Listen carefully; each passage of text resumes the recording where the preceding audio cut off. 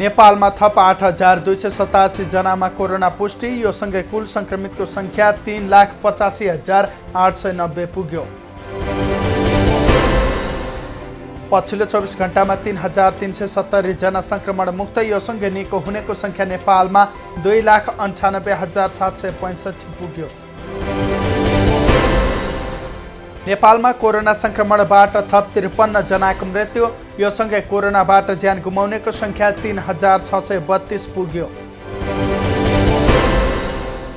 नेपालमा कोभिड-19 महामारी विरुद्धको लडाईँ नियन्त्रणमै रहेको प्रधानमन्त्रीको भनाई।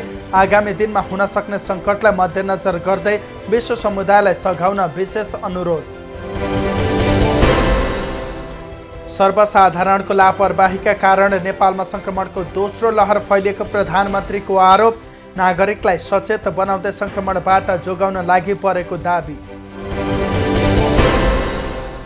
निषेधाज्ञा जारी गरेपछि कालीमाटी तरकारी बजारको कारोबारमा 50% गिरावट। दैनिक 950 मेट्रिक टन तरकारी भित्रिने गरेकोमा अहिले 500 मेट्रिक टन मात्रै भित्रियो। वीरगञ्जको नारायणी अस्पतालमा 150 थान रेमडेसिभिर सरकारी दर रेटमै चिकित्सकको सिफारिसमा संक्रमितलाई वितरण गरिने। प्रादेशिक अस्पताल जनकपुरमा 128 जनशक्ति थप। यसमध्ये 68 जना आइसियु सञ्चालनका लागि थपियो। भेन्टिलेटर नपाएर महोत्तरीमा कोरोना संक्रमितको मृत्यु। जिल्ला अस्पताल जलेश्वरमा थन्काएर राखेको भेन्टिलेटर जडान हुन सकेन। सरकारको गैर जिम्मेवार रवैयाले कोरोना संक्रमणको अवस्था नियन्त्रण बाहिर जान लागेको माओवादी केन्द्रका नेता नारायण काजी श्रेष्ठको आरोप। वाणिज्य आपूर्ति तथा उपभोक्ता हित संरक्षण विभागद्वारा काठमाडौँ उपत्यकाका विभिन्न ठुला अस्पतालको अनुगमन। शुल्कमा अनियमितता भएको ठहर। झापाको बीएनसी अस्पतालमा हेलिकप्टरबाट कोरोना संक्रमित ल्याइँदै झापाकै संक्रमितले छातीको एक्सरेसम्म गर्न पाएनन्। नेपाल पक्षले साथ नदिए प्रधानमन्त्री ओलीले संसद विघटन गर्ने आशंकामा कांग्रेस र माओवादी अविश्वासको प्रस्ताव दर्ताको तयारीमा। जेठ र असारमा अक्सिजनको माग अझ बढ्ने भन्दै सरकारले जारी गर्यो नयाँ मापदण्ड। जेठमा 1 लाख र असारमा 1,23,000 धेरैमा संक्रमण फैलिने प्रक्षेपण।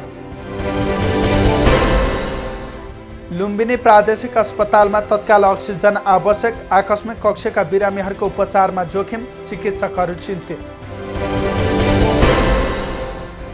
सिन्धुलीमा संक्रमण बढेसँगै 50 शय्याको कोभिड अस्पताल सञ्चालनमा। 47 जनासम्म कोरोना संक्रमितलाई अक्सिजन दिएर भेन्टिलेटरमा राख्न सकिने। लुम्बिनी प्रदेशका स्थानीय तहमा आइसोलेसन निर्माणको कामले पायो तीव्रता। 1083 शय्याका 60वटा आइसोलेसन सञ्चालनमा। लमजुङको दोर्दी खोला जलविद्युत आयोजना अन्तिम चरणमा 97% सम्पन्न। पाइप परीक्षण सुरु। विदेश जाने तयारीमा रहेका नेपाली चिकित्सकको लगत सङ्कलन हुँदै आवश्यक पर्दा सेवामा खटिने। सर्लाहीमा टिभी चलाउने क्रममा करेन्ट लाग्दा 11 वर्षीय बालकको मृत्यु हुनेमा सुमन बराइली। संवैधानिक परिषदको बैठकमा भाग नलिन कांग्रेसका सभापति देउवाको आग्रह। सरकारले जारी गरेका अध्यादेश संविधान विपरीत। कोरोना संक्रमितको उपचार गर्ने विराटनगरका 3 अस्पतालका आइसियु शय्या भरिए। बिरामीको नाम टिप्दै फर्काउँदै। अध्यादेश मार्फत संवैधानिक आयोगमा पद पूर्ति गर्न खोजिएको एमालेका वरिष्ठ नेता माधव नेपालको आरोप। नियुक्ति प्रयास तत्काल बन्द गर। संवैधानिक परिषदको बैठक स्थगित गर्न माओवादी केन्द्रका अध्यक्ष पुष्पकमल दाहालको आग्रह। बैठकमा सहभागी नहुन संवैधानिक परिषदका अन्य सदस्यहरूलाई अनुरोध। डोटी जिल्ला अस्पतालमा बजेट र अक्सिजनको अभाव। जनशक्तिको अभावले आइसियु र भेन्टिलेटर सञ्चालनमा आउन सकेन। कोरोनाका कारण अत्यावश्यक वस्तु उत्पादन गर्ने उद्योग सङ्कटमा। कोभिड असुरक्षाका कारण उद्योग सञ्चालन 7% झर्यो। रूपन्देहीको भैरहवामा रहेको भीम अस्पतालको अर्को विज्ञप्ति। अस्पतालमा अक्सिजन अभाव छैन। चिनिया सहयोगको 40 थाने भेन्टिलेटर 1 हप्ताभित्र तातोपानी नाकामा आइपुग्ने। अक्सिजन सिलिन्डर लिन वाइड बडी 27 गते बेजिङ जाने। भक्तपुर इन्टरनेसनल अस्पताललाई कारबाही गर्ने प्रशासनको तयारी। अस्पतालको गम्भीर लापरवाहीका कारण 2 कोरोना संक्रमितको मृत्यु। अक्सिजनको अभाव नहुने अवस्था सुनिश्चित गर्न चिकित्सक सङ्घको सरकारसँग माग। अक्सिजनको अभावले नयाँ बिरामी भर्ना गर्न नसकिएको अस्पतालको भनाइ। कोरोनाबाट शङ्खरापुर नगरपालिका 4 का वडा अध्यक्ष रहेनन्। 40 वर्ष बुद्धिबहादुर तामाङको उपचारका क्रममा निधन। चितवन राष्ट्रिय निकुञ्जमा गैंडा मारेको अभियोगमा 1 जना पक्राउ परेमा कविराज श्रेष्ठ। चितवनमा कोरोना रोकथामका लागि खटिएका चिकित्सक र स्वास्थ्य कर्मी संक्रमित। जिल्लाका अस्पतालहरूमा कार्यरत 86 जनामा संक्रमण। कैलालीको बसन्ता वनमा हुलाकी राजमार्ग विस्तारका लागि रुख कटान सुरु। वन क्षेत्रका 18 किलोमिटर मध्ये 16 किलोमिटरको कालोपत्रे सम्पन्न। पाकिस्तानी प्रधानमन्त्री साउदी अरेबियामा रणनीतिक सहकार्यको सहमति। कामेरिता शेर्पाको सगरमाथा आरोहणको नयाँ कीर्तिमान। 25औं पटक शिखरमा।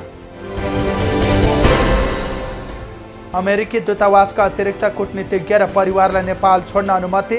चार्टर्ड उडानको व्यवस्था।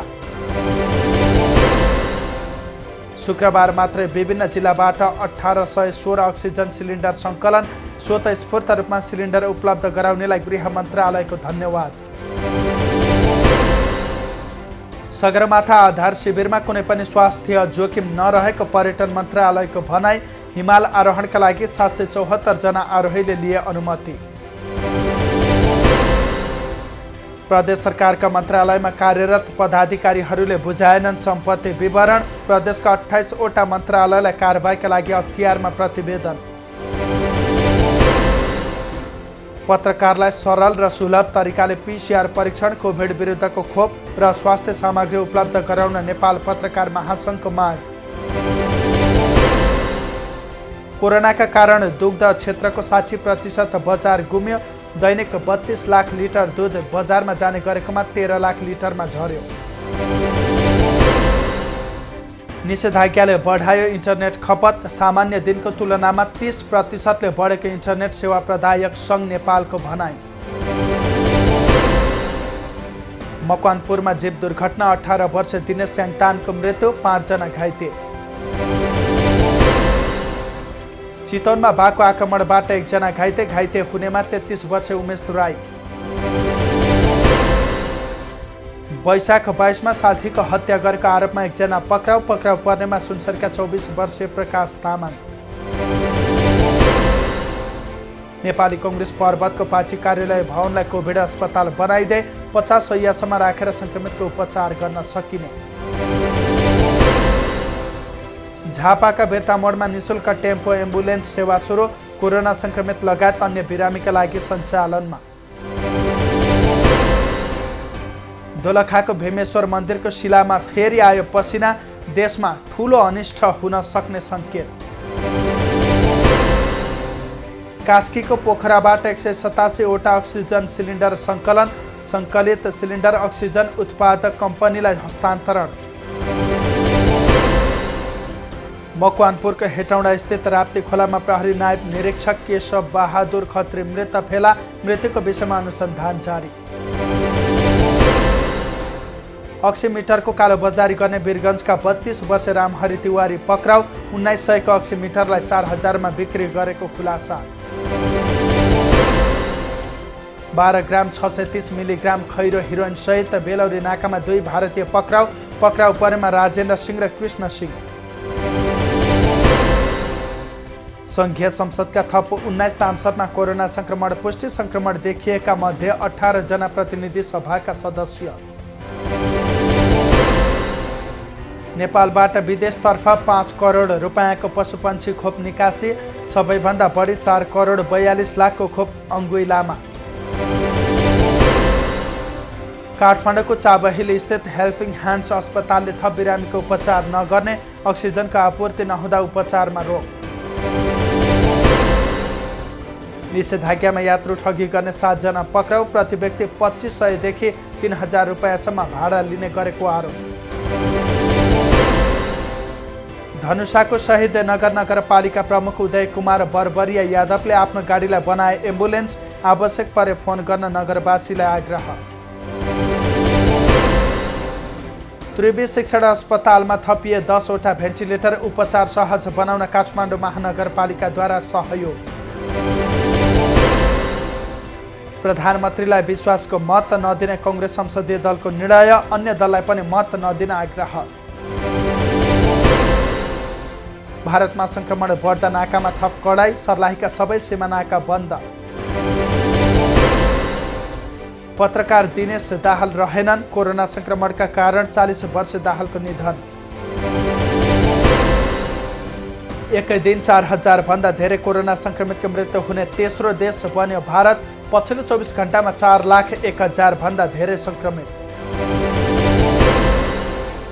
कोरोनाको संक्रमण वायुको माध्यमबाट पनि सर्ने सम्भावना रहेको अमेरिकाको centre for disease control and prevention CDC को भनाई, संक्रमित व्यक्तिबाट 6 फिटको दूरीमा रहे पनि सर्ने चेतावनी। चिनिया कम्पनी सिनोफार्मको खोपलाई WHO को अनुमति दिएको गैर पश्चिमी देशको यो पहिलो कोरोना विरुद्धको खोप। गुगलका कर्मचारी हप्तामा 3 दिन कार्यालय जानुपर्ने, 60% कर्मचारी कार्यालयमा गएर काम गर्न इच्छुक। एन्ड्रोइडमा सर्वाधिक डाउनलोड हुने एप बने स्पोटिफाई, 1 अर्ब भन्दा धेरै पटक डाउनलोड। अमेरिकामा खोप लगाउने युवाका लागि अफर, $100 देखि बियरसम्म। चीनमा कोरोना भाइरस विरुद्धको खोपको 30 करोड मात्रा लगाइयो, शुक्रबार मात्रै 1,50,00,000 मात्रा लगाइएको जानकारी। भारतको आन्ध्र प्रदेशको एक चुनखानीमा डेटोनेटर पड्काउँदा विस्फोटमा परि कम्तीमा 10 मजदुरको मृत्यु। संक्रमितलाई दूध बेसार खान भारत सरकारको सल्लाह, दैनिक 4 लाख भन्दा धेरैमा संक्रमण पुष्टि। बलिउडकी अभिनेत्री कङ्गना रनौतलाई कोरोना पुष्टि, संक्रमित रनौत होम आइसोलेसनमा। अमेरिकाको डेट्रोइट नदीमा 100 वर्ष उमेरको माछा समातियो, माछाको तौल 108 किलो।